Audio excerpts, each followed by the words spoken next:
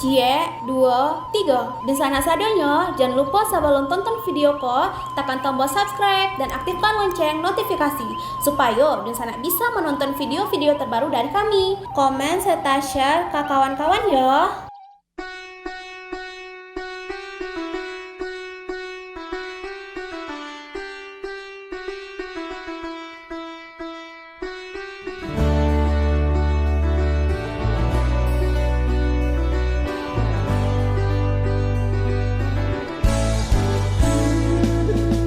Halo Dunsana Kabar Rantau, kali ini kita akan membahas tentang 5 hal baru yang saya temukan setelah menikah dengan orang Minang.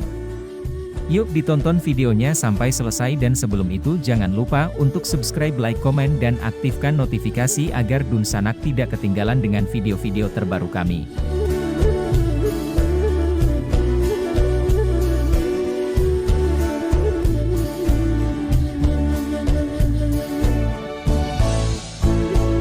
Saya seorang perempuan Bugis. Sejak 13 tahun yang lalu, saya menikah dengan lelaki dari etnis Minangkabau, Sumatera Barat. Selama pernikahan itu, banyak kejutan yang saya temukan. Budaya orang Minang yang berbeda bikin saya terkejut alias cultural shock. Mau tidak mau, saya harus beradaptasi. Disclaimer dulu ya, ini bukan dalam rangka menjelekkan orang Minang. Justru tulisan ini memberikan pengetahuan buat kalian yang kepikiran menikah dengan orang suku lain. Tradisi dan budaya suku atau daerah lain perlu dipahami agar bisa membuat kita saling memahami. Indonesia kan kaya akan suku dan budaya, kalau nggak saling mengerti dan memahami, terus buat apa kekayaan itu dibanggakan? Kebiasaan makan dan memasak yang berubah total. Pertama, kebiasaan saya makan ketan pakai kelapa parut yang diberi garam sedikit atau ketan pakai ikan asin dan sambal. Di Minang, orang makan ketan pakai pisang goreng dan durian, duren. Saya makan pisang goreng pakai sambal atau pisang goreng pakai campuran margarin dan gula pasir diaduk jadi pasta. Ini yang aneh siapa sebenarnya? Kedua, di Minang, minuman teh itu dibuat dengan cara bubuk teh dimasak bersama air dan gula sampai mendidih, lalu disaring. Kebiasaan saya teh itu dimasukkan ke saringan, disiram air panas di gelas berisi gula. Tinggal aduk, minum. Ketiga, penggunaan ulekan. Di kampung saya, untuk ulekan kami memakai lesung batu yang dalam. Di kampung suami, ulekan yang dipakai adalah yang datar kayak buat gado-gado dan anak batunya oval kayak buah mangga. Sementara, saya terbiasa menggiling cabai atau bumbu masak dengan ditumbuk. Keempat, olahan daun-daunan. Bagi saya daun kunyit itu ya hanya daun.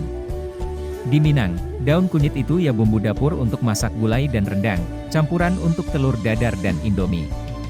Demikian juga daun jeruk, dan daun-daun lainnya bisa menjadi bumbu masakan, kecuali daun pintu.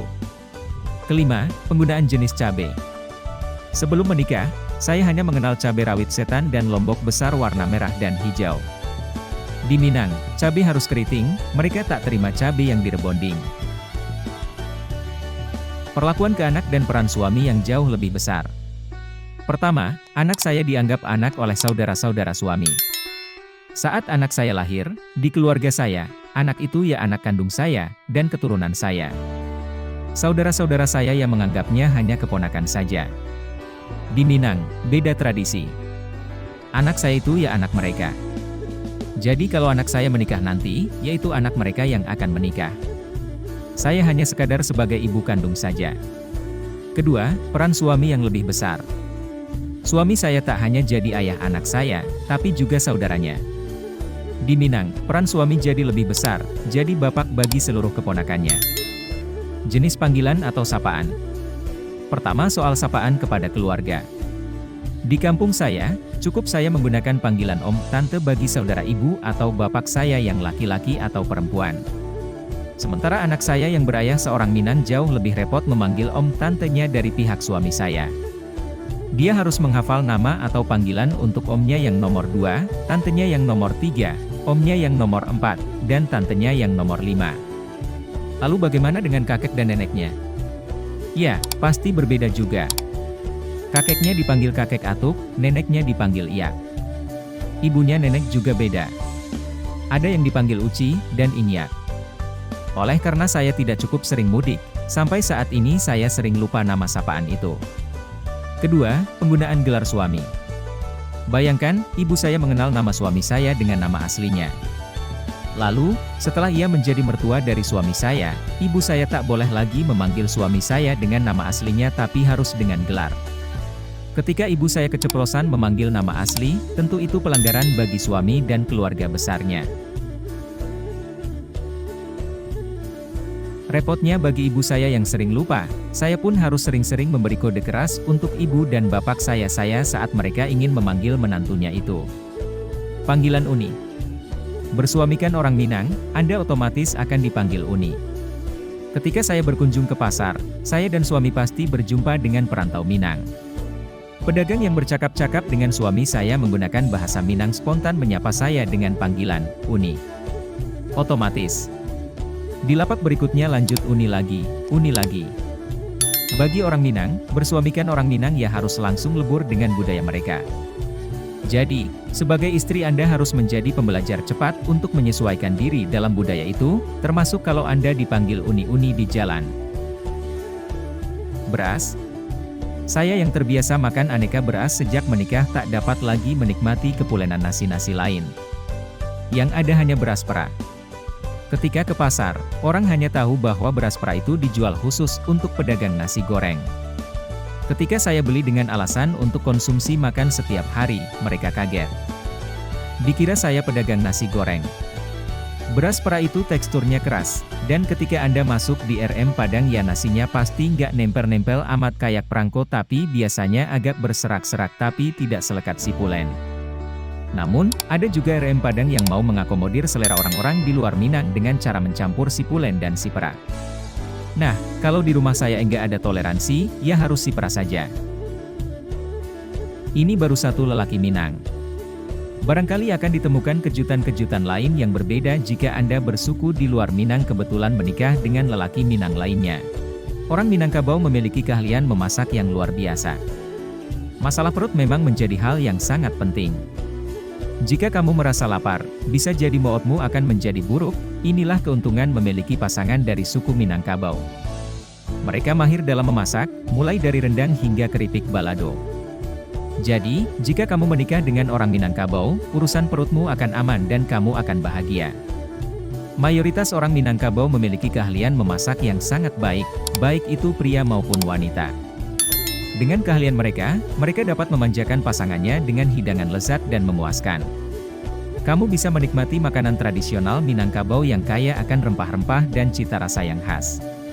Keahlian memasak ini juga bisa menjadi hobi yang bisa kamu nikmati bersama dalam menjalin hubungan yang harmonis. Orang Minangkabau mudah beradaptasi dengan lingkungan baru. Walaupun asal-usul mereka berasal dari daerah Sumatera Barat, masyarakat Minangkabau telah tersebar di seluruh Indonesia bahkan di luar negeri. Coba perhatikan tetangga sekitarmu, kemungkinan besar ada yang berasal dari suku Minangkabau. Berkat sifat mudah beradaptasi inilah orang Minangkabau dapat dengan mudah menetap di lingkungan baru. Jika kamu sudah menikah dengan orang Minangkabau, pasanganmu akan sangat memahami sifat-sifatmu.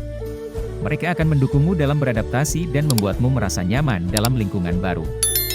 Kehidupan pernikahan akan terasa lebih harmonis karena kemampuan mereka untuk menyesuaikan diri dengan baik. Mereka memiliki rasa kepedulian yang kuat terhadap keluarga dan masyarakatnya. Sebagai suku yang kaya akan nilai adat dan budaya, orang Minangkabau seringkali memberikan bantuan kepada sesama yang membutuhkan. Jika kamu menikah dengan orang Minangkabau, kamu akan merasakan kedekatan dengan keluarga besar mereka serta solidaritas yang tinggi dalam membantu sesama. Pasanganmu akan menjadi pendukungmu dalam berbagi dan peduli terhadap orang lain. Demikianlah pembahasan kita tentang keistimewaan dan keuntungan menikah dengan orang Minangkabau. Tidak dapat dipungkiri bahwa memiliki pasangan dari suku Minangkabau dapat memberikan banyak hal positif dalam kehidupan pernikahan. Mulai dari kemampuan beradaptasi yang baik, keahlian memasak yang lezat, sifat hemat yang bijak, jiwa sosial yang tinggi, hingga kesempatan mempelajari budaya yang kaya. Jadi, bagi mereka yang sedang mencari pasangan, tak ada salahnya untuk melirik ke arah suku Minangkabau. Siapa tahu, keberuntungan dan kebahagiaan menanti di balik pernikahan dengan orang Minangkabau. Tapi, saya yakin, suku lain pun punya hal-hal mengejutkan yang bikin orang lain kaget.